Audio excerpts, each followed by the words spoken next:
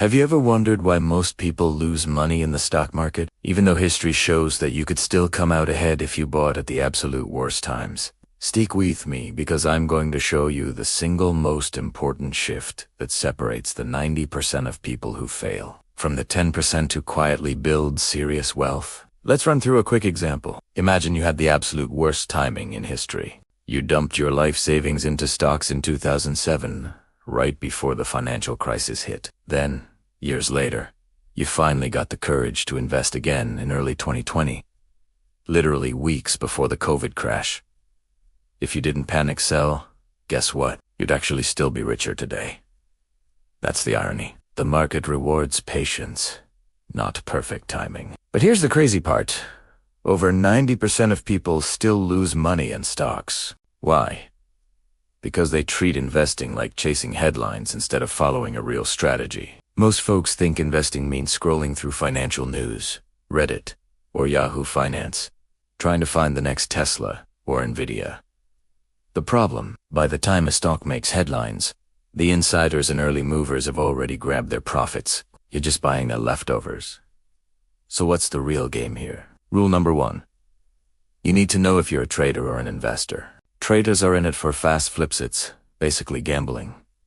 Investors are in it for years, even decades, and that's where true wealth is built. Now, if you decide you want to be an actual investor, you've got 3 main paths. Be a passive investor, work with a financial advisor, or roll up your sleeves and become an active investor. Let's break these down, because understanding them can make or break your financial future. Option 1. The passive investor. Passive investing is simple. Your goal is just to own a piece of the entire market. Historically, the US stock market has averaged about a 10% return per year over the long run. Now that doesn't mean it climbs a neat 10% every single year.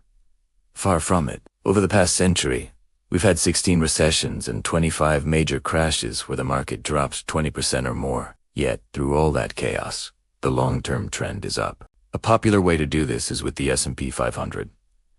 That has the 500 largest companies in America. You don't need to go out and buy them one by one. There are funds, called ETFs, that let you buy them all at once. For example, SPY and VOO are 2 popular ones. Full disclosure, I personally own VOO, but you should always do your own research. When you buy one of these, you instantly own a tiny piece of Amazon, Apple, Microsoft, Nvidia. All the big players, and here is the magic.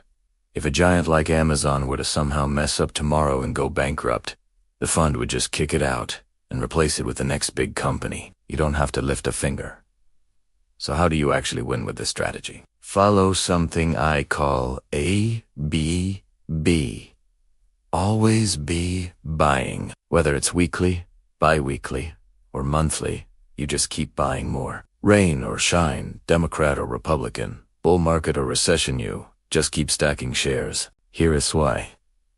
That consistency matters so much. If you invest $1,000 a month for 30 years with a 10% average return, you'd end up with about $1.9 million.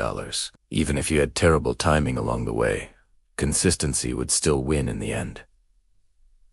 Option 2. The financial advisor. Now, maybe you don't want to manage anything yourself. That's where advisors come in. Their job is to beat the market for you, or at least that's the pitch. Let's say you give them that same $1,000 a month for 30 years, and let's say they're good and earn you 11% a year, slightly better than the market average. Sounds great, right? But here's the catch.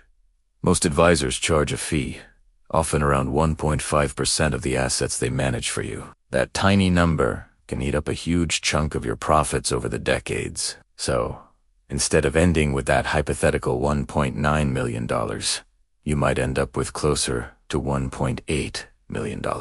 Same contributions, even better returns, but the fees chewed away at your gains. Is it bad to use an advisor? Not at all if they're transparent about their fees and strategy, and if you're comfortable paying for their service, but you have to ask questions, understand their approach, and make sure they're truly aligned with your goals. Option 3. The active investor. Finally, we have the riskiest but also potentially the most rewarding path. Being an active investor. This is where you research specific companies, look for unique opportunities, and try to get in before they hit the headlines. But here's the mistake most people make. They want to be active, but the second their favorite stock dips 5%, they panic and sell. That's not active investing, that's just day trading with your emotions. The key to successful active investing is focusing on major market shifts where money is moving before the rest of the crowd realizes it. Not hype, not rumors, actual data. For example, spotting the potential in AI before it was in every headline, or seeing the sports betting boom coming years before legalization started to spread across the country. Now, let's run the numbers one more time. If you put that same $1,000 a month into your own active investments for 30 years and manage to average 13% instead of 10%, nothing crazy. Just a small ledge, you'd end up with more than $3.5 million.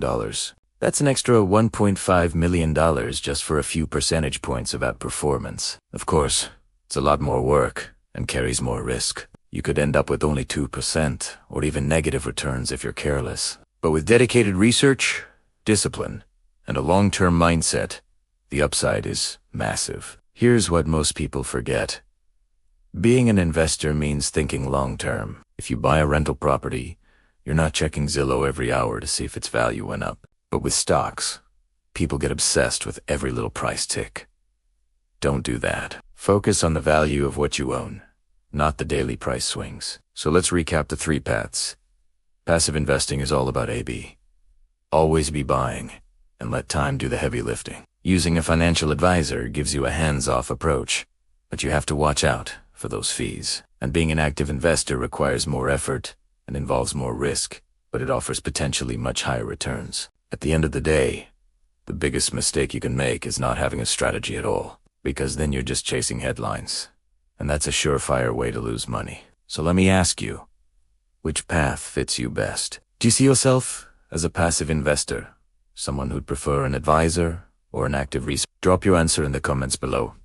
Read every single one, and it helps me make better content for you. And if you want to stay ahead of market news without all the noise, check out my free daily newsletter, Market Briefs. It's quick, witty, and you'll get my free investing masterclass as a bonus. The link is right there in the description. Remember, tease, the market punishes panic, but rewards patience. So choose your strategy. Stick to it, and let the power of compounding work its magic for you. Don't forget to hit that subscribe button. Share this video with a friend who's stressed about investing, and I'll see you in the next one.